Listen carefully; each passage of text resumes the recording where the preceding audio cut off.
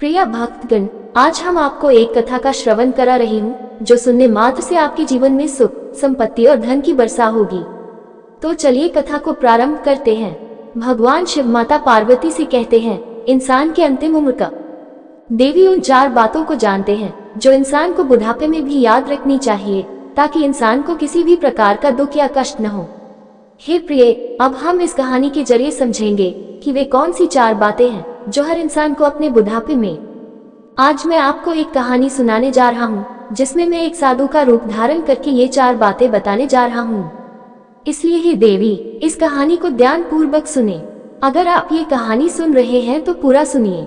इस कथा को आज बहुत समय पहले की बात है। एक गांव में एक आदमी रहता था। उस आदमी के पास बहुत सारी दौलत थी और उसका व्यापार भी बहुत बड़ा था। उसके व्यापारिक साम्राज्य की शाखाएं दूर दूर तक फैली हुई थी। जब उसने अपने व्यवसाय सीखा, अब हमारे पास भगवान की दी हुई हर चीज है, इसलिए हम चाहते हैं कि तुम शादी करके परिवार को आगे बढ़ाओ। अब तुम्हारी शादी की उम्र भी हो गई है, इसलिए तुम्हें शादी कर लेनी चाहिए। अपने माता पिता की बात सुनकर मैं पहले अपने सपनों को साकार करना चाहता हूँ, उसके बाद ही शादी के बारे में विचार करूंगा। तब उस युवक के माता पिता ने समझाया कि बेटा, शादी तो हर इंसान के लिए जरूरी होती है क्योंकि शादी के बाद ही संतान का जन्म होता है। संतान हमारी आजादी खत्म हो जाएगी, आने वाली लड़की हम पर बोझ बन जाएगी, लेकिन वास्तव में ऐसा नहीं होता। शादी जीवन की एक आवश्यकता है और हमारी पत्नी हमेशा हमारे साथ रहती है। जिस तरह शरीर को चलाने के लिए भोजन जरूरी है। तो उसने कहा कि अगर आप यही चाहते हैं तो मैं मान जाता हूँ। आप मेरे लिए एक अच्छी लड़की ढूंढ लीजिए। जैसे ही आपको कोई अच्छी लड़की मिले मुझे सूचित कर दीजिएगा, मैं उसी लड़की से शादी कर लूंगा। बेटे की यह लड़की पसंद आते ही उन्होंने पंडित जी को बुलाकर शादी की तारीख तय कर दी। रिश्ता तय होने के बाद लड़की के माता पिता अपने बेटे की शादी की तैयारियां करने लगे। कुछ ही दिनों में शादी का दिन आ गया और लड़के के घर में दूर दूर से एक सुंदर और संस्कारी पत्नी पाकर लड़का बहुत खुश था और लड़के के माता पिता भी बहुत प्रसन्न थे। इस तरह उस दंपति ने अपने बेटे और बहू के साथ अपना जीवन बिताना शुरू किया। समय के साथ साथ वक्त गुजरता गया और लड़के के माता, आज हम जो कुछ भी तुम्हें सिखाएंगे वह तुम्हारे जीवन में हमेशा काम आएगा। और फिर उन्होंने सिखाना शुरू किया कि जीवन में चाहे जैसी भी परिस्थितियां आए, हमारी इन बातों को कभी न भूलना। तुम दोनों हमेशा एक दूसरे का साथ और भी ऊंचाइयों को छूता है। जब वह लड़का और उसकी पत्नी ने अपने सास ससुर की ये बातें सुनी तो उन्होंने कहा कि आप लोग परेशान न हो, हम आपके दिखाए रास्ते पर ही चलेंगे और हम दोनों पति पत्नी आपके आदर्शों को अपनाकर। समय के साथ साथ वह लड़का और भी धनवान होता गया। उसके माता पिता अब पूरी तरह से वृद्ध हो गया थे। उनके बाल सफेद हो गया थे और शरीर कमजोर हो गया था। और जैसा कि अक्सर देखा जाता है, बुढ़ापे में लोग चिड़चिड़े हो जाते हैं, वैसा हा और वह अक्सर नाराज हो जाती थी। उसकी नाराजगी का कारण ये था कि उसके ससुर बार बार किसी न किसी बात पर उससे झगड़ा कर बैठते थे।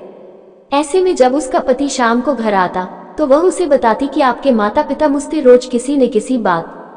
पत्नी की इन बातों को सुनकर लड़का अपने माता पिता को समझाता कि आप बहू के साथ ऐसा व्यवहार क्यों करते हैं। तो वे लड़के से कहते कि झगड़ा हम नहीं बल्कि तुम्हारी पत्नी करती है, वही ही हमसे लड़ती है। इस प्रकार वे दोनों एक दूसरे पर। माता पिता वृद्ध हो चुके थे। कुछ समय के लिए तो उन्हें बात याद रहती, पर अगले दिन आते ही वे फिर से वही सब दोहराने लगते। जब ये सिलसिला कुछ दिनों तक चलता रहा तो घर के झगड़ों से वह लड़का बहुत परेशान हो गया। अपने मायके यानी पिता के घर चली गई।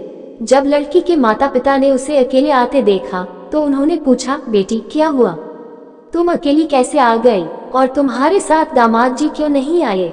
तब लड़की ने अपने माता पी, लेकिन वे किसी की नहीं सुनते। उन पर किसी के समझाने का कोई असर नहीं होता। कुछ समय के लिए तो वे ठीक रहते हैं, फिर वही लड़ाई जगह। इस रोज की लड़ाई से मेरा जीवन दुखमय हो गया है और हर दिन मेरी जिंदगी बिगड़ती जा रही है। आज मैं अपनी बेटी के ये शब्द सुनकर लड़की के माता पिता ने कहा, बेटी, किसी भी लड़की का अपने पिता के घर में गुजारा नहीं होता है। एक लड़की के लिए उसके माता पिता का घर तब तक उसका अपना घर होता है जब तक उसकी शादी नहीं हो। जब हर इंसान की जिंदगी में कठिनाइयां आती हैं, लेकिन हमें उनसे डरना नहीं चाहिए और उन्हें सहन करते हुए आगे बढ़ना चाहिए। और हाँ, तुम अपने स्वास्थ्य का भी ख्याल रखना। बुजुर्ग लोग कभी कभी कुछ भी कह देते हैं, लेकिन उनकी मैं तो उनके सभी काम समय पर करती हूँ, फिर भी वे मुझे बुरा भला कहते हैं। वे मुझे विभिन्न प्रकार के तानों से मारते हैं और लोगों से मेरे बारे में अनेक बातें करते हैं। और वे ये भी कहते हैं कि हमारे घर की बहू का आचरण सही नहीं है, कि हमारी बहू को खाना बनाना भी नहीं आता और वह हमें समय पर भोजन भी नहीं देती है। इसी कारण से हम दोनों उम्र से पहले ही बूढ़े हो गए हैं और गांव वाले भी उनकी बातों पर विश्वास कर लेते हैं। अब आप ही सोचिए, मैं उन्हें खाना क्यों नहीं और पति से बात करूंगा और पूछूंगा कि वे तुम्हारे साथ ऐसा व्यवहार क्यों करते हैं। श्रोताओं, अगले दिन लड़की के माता पिता अपनी बेटी को लेकर उसके ससुराल पहुंचते हैं। ससुराल में उन्हें दामाद तो नहीं मिलता पर सास ससुर घर। लड़की के माता पिता ने बहुत समझाया पर कोई समाधान नहीं निकला। जब बातचीत से हल नहीं निकला तो वे अपनी बेटी को लेकर उदासी के साथ घर वापस लौटने लगे। फिर भगवान शिव माता पार्वती से कहते हैं, हे देवी, मैं अपना साधु का, जिनके हाथ में कमंडल था, सिर पर साफा बंधा था और उनकी सफेद लंबी दाढ़ी थी। जब लड़की के माता पिता उस साधु के पास पहुंचे तो पता चला कि वह एक सिद्ध सन्यासी हैं। उनके चेहरे पर एक अलग सी चमक थी। उनके तेज को देखकर मैं बहुत उलझन में हूँ, मुझे समझ नहीं आ रहा कि मुझे क्या करना चाहिए। सन्यासी ने कहा, बच्चा, जो भी परेशानी है उसे मुझे साफ साफ बताओ, मैं तुम्हारी परेशानी का समाधान जरूर। तब लड़की के पिता ने कहा, गुरु, लेकिन उसके माता पिता ठीक नहीं है, वे बुजुर्ग हैं और उनकी उम्र के कारण वे मेरी बेटी को परेशान करते हैं, उसे तंग करते हैं और गांव वालों के सामने उसके बारे में गलत बातें कहते हैं। इससे परेशान होकर मेरी बेटी वापस मेरे पास आ गए है। इस पर वह सन्यासी बोले कि अगर ऐसा है तो तुम मुझे उनके पास ले चलो, मैं उन्हें कुछ सिखाऊंगा, कुछ समझाऊंगा। अगर मेरी बातें उन्हें समझ में आ जाएं और वे उन्हें अपने जीवन में उतार लें तो इससे नहीं सिर्फ तुम्हारी बेटी खुश रहेगी बल्कि वे लोग भी संतुष्ट रहेंगे, क्योंकि शायद ही किसी ने उन्हें बताया हो कि बुढ़ापे में ये 4 बातें हमेशा याद रखनी चाहिए। इसी कारण से उनकी ये दुर्दशा हो रही है। वहां पहुंचने पर साधु महाराज ने उन्हें और लड़की को घर के दौर पर ठहरने का संकेत किया और खुद अंदर चले गए। अंदर 2 बुजुर्ग बैठे थे। लड़की के माता पिता ने जब साधु महाराज को देखा तो वे उठ खड़े हुए। लेकिन पहले उन्हें एक काम करना होगा। बुजुर्ग दंपति ने कहा कि वे साधु महाराज की हर बात मानेंगे और उन्हें पहले भोजन करने को कहा। सिद्ध सन्यासी बाबा ने कहा कि पहले वे उनकी बात सुने, उसके बाद ही वे भोजन करेंगे। ये सुनकर दोनों पति पत्नी ने कहा कि गुरुदेव जी सही सुना है, हम दोनों बुजुर्ग हो चुके हैं और उनकी बहू उनकी कद्र नहीं करती है और हमेशा हमें परेशान करती रहती है। उसे यह नहीं पालो कि जिस पर आज हम बुजुर्ग हैं वह, अगर तुमने मेरी बातों को मान लिया और उन्हें अपने जीवन में उतार लिया तो देखना तुम्हारा बुढ़ापा कितना सुख में बीतेगा। मैं तुम्हें 4 ऐसी बातें बताने जा रहा हूँ जिन्हें अपनाकर तुम हमेशा खुश रहोगे। और नहीं, तुम अपने भाषा पर ध्यान दो, क्योंकि तुम्हारे भाषा में इतनी शक्ति है कि तुम किसी का भी दिल जीत सकते हो और अपनी भाषा से किसी को भी जोड़ पहुंचा सकते हो। इसलिए तुम्हें अपने भाषा पर ध्यान देना चाहिए। मान लो अगर तुम तो मैं हमेशा के लिए तुमसे अलग हो जाऊंगा। इसलिए मैं ये कहना चाहता हूँ कि तुम्हें अपनी बातों पर ध्यान देना चाहिए, क्योंकि बोलने से पहले 1000 बार सोच लेना चाहिए कि जो भी तुम बोल रहे हो उससे सामने वाले को क्या नुकसान। लेकिन सामने वाले को पता ही नहीं चलता कि आप क्या बोल रहे हो। हमेशा अपने शब्दों पर गौर करें कि हम दूसरों से किस प्रकार संवाद करते हैं। जब वृद्धदम दंपति ने साधु महाराज की ये बातें सुनी तो उन्होंने भी स्वीकार किया कि किसी भी चीज की मांग सही समय पर करनी चाहिए। उदाहरण के लिए, अगर आपको भूख लगी है और उस समय आपकी बहू खाना बना रही है तो उस समय आप खाना कैसे मान सकते हैं, क्योंकि उस समय तो खाना तैयार हो रहा होता है। मान लीजिए, अगर आपको समझना होगा कि बुढ़ापे में और जवानी में फर्क होता है। जवानी में हम दूसरों के लिए कमाते हैं और हमारा उन पर अधिकार होता है। जवानी में हम स्वतंत्र होते हैं और जो भी मांगते हैं वो हमें प्राप्त होता है। परंतु वृद्धावस्था, इसीलिए हमें सब्र रखना चाहिए। यह नहीं कि हम कुछ मांगे और वो तुरंत हमारे सामने आ जाए, ऐसा संभव नहीं है। यदि बहू कहीं बाहर गई हो या किसी काम में व्यस्त हो और वह आपकी आवाज न सुन पा रही हो तो वह आपकी मांगी गई तो ऐसी स्थिति में वह आपकी मांगी चीज कैसे लाएगी। और अगर अपनी बातों को लेकर अपनी बहू से नाराज हो जाते हैं कि वह आपकी बात नहीं सुनती तो यह उचित नहीं है। आपको ये देखना चाहिए कि क्या आपकी बहू आपकी आवाज सुन कि साधु महाराज, हमें एहसास हो गया है कि हम कितने गलत थे। इस पर संत ने ही कहा कि मेरी बातें अभी खत्म नहीं हुई है। फिर सन्यासी बाबा कहते हैं, तीसरी बातें, अगर खाना खराब हो जाने पर नाराज नहीं होना चाहिए। मान लीजिए आपकी बहू खाना बना, ऐसे में खाना बनाते समय नमक ज्यादा या कम हो जाता है, मिर्च ज्यादा या कम हो जाती है, या रोटी जल जाती है और उसने वह खाना आपके सामने परोस दिया। आपने जैसे ही खाना चखा, आप मुंह बनाने लगे और शिकायत करने लगे कि खाने में स्वाद। क्या आपके माता पिता भी आपके साथ ऐसा ही व्यवहार करते थे? अगर वे करते थे तो आपको कैसा लगता था जब वे कहते थे कि आपको खाना बनाना नहीं आता? चाहे कोई महिला हो या पुरुष, गलतियां हो ही जाती हैं। अगर खाना बनाने में थोड़ी भावुक कि अगर खाना कभी थोड़ा बिगड़ भी जाए तो उसे प्यार से स्वीकार करना और बहू को नरमी से समझाना, इससे वह भी खुश रहेगी। इस तरह उस संत ने तीसरी बात बताई तो वह दंपति बोले, गुरुदेव, इन तीनों बातों को हम समझ गए हैं। अपने परिवार की समस्या कभी बाहरी लोगों को नहीं बतानी चाहिए, चाहे वह पैसों की कमी हो, घरेलू झगड़े हो, बहू के बारे में कोई शिकायत हो, या खाना अच्छे से न बना हो, या कोई और समस्या हो। इन्हें दूसरों के साथ साझा करना उचित नहीं है।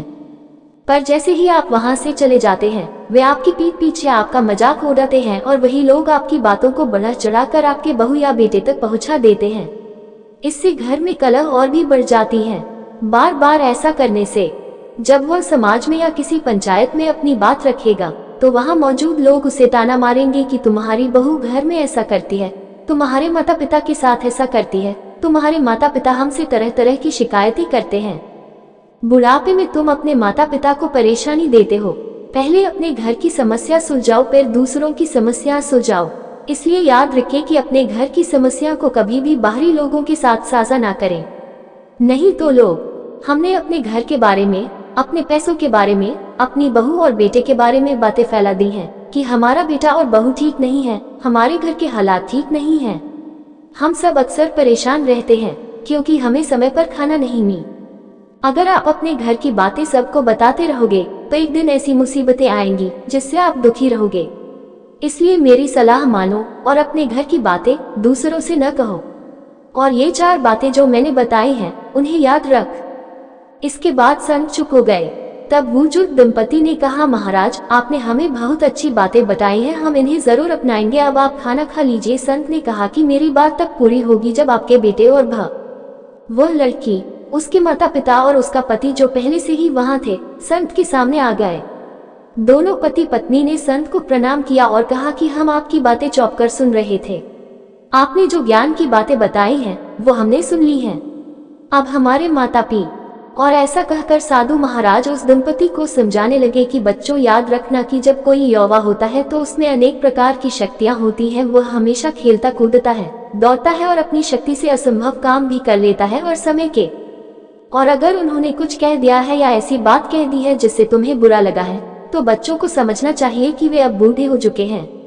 बूढ़ापे के कारण उनकी जबान कभी कभी फिसल जाती है और जवानी की तुलना में बूढ़ापे में जो भी इनकी बातों पर ध्यान देता है वह हमेशा परेशान रहता है और उसकी पत्नी और परिवार वाले भी परेशान रहते हैं, क्योंकि बुढ़ापे में इंसान कुछ भी बोल सकता है और कहीं भी जा सकता है और उसे खुद भी नहीं पता होता कि वह क्या बोल रहा।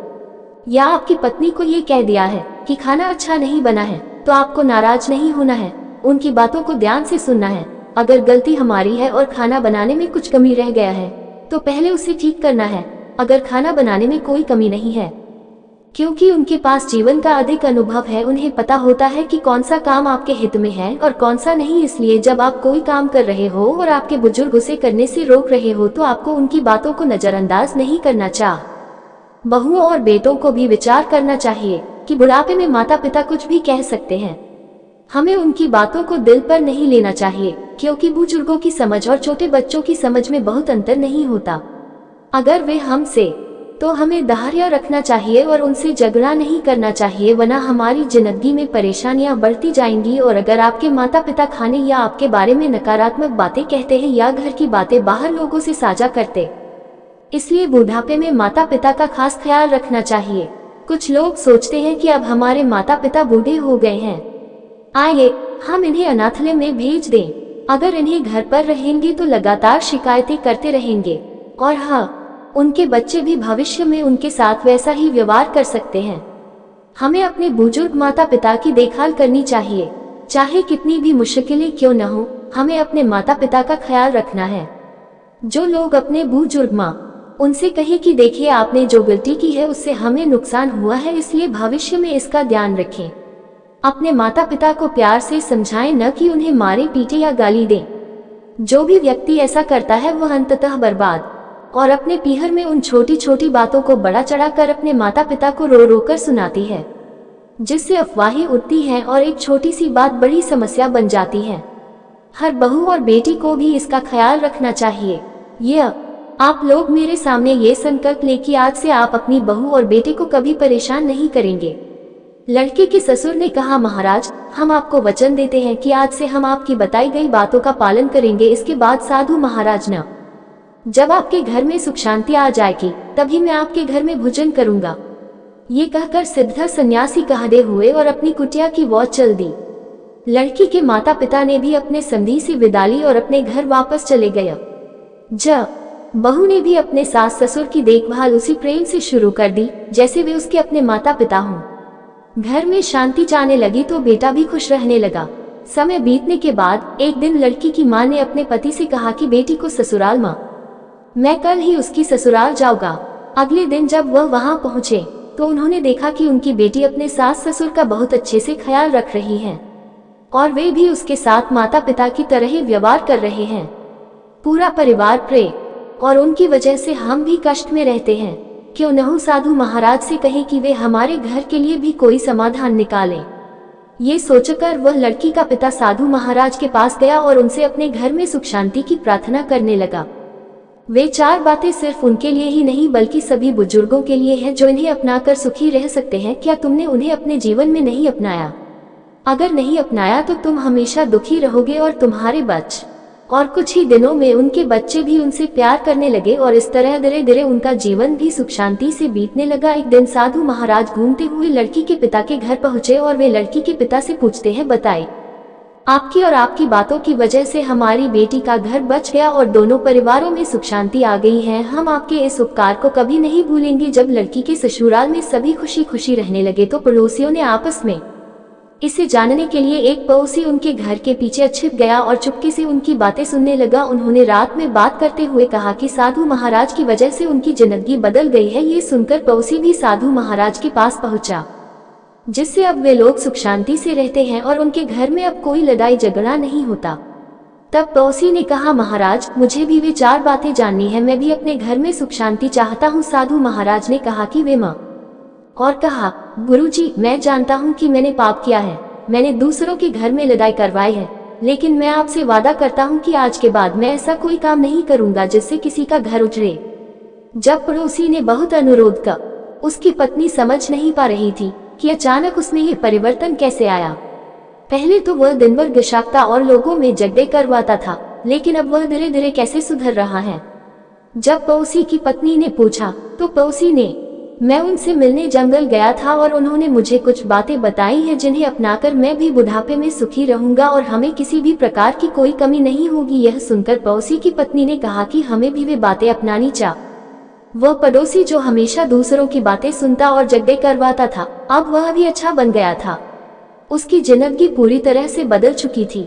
फिर भगवान शिव कहते हैं कि बातों में इतनी शक्ति होती है कि वे किसी भी इंसान की जिंदगी बदल और वे हमसे जुड़े न कि हमसे दूर हों। हमें अपने शब्दों से लोगों के दिल जीतने हैं, न कि उन्हें दुखी करना है। यदि आप इन बातों का ख्याल रख कर जीवन जीओगे तो आपका जीवन सदैव सुखमय रहेगा। इतना कहकर भगवान शिव और वीडियो को लाइक करके कमेंट में हर हर महादेव लिख दीजिए।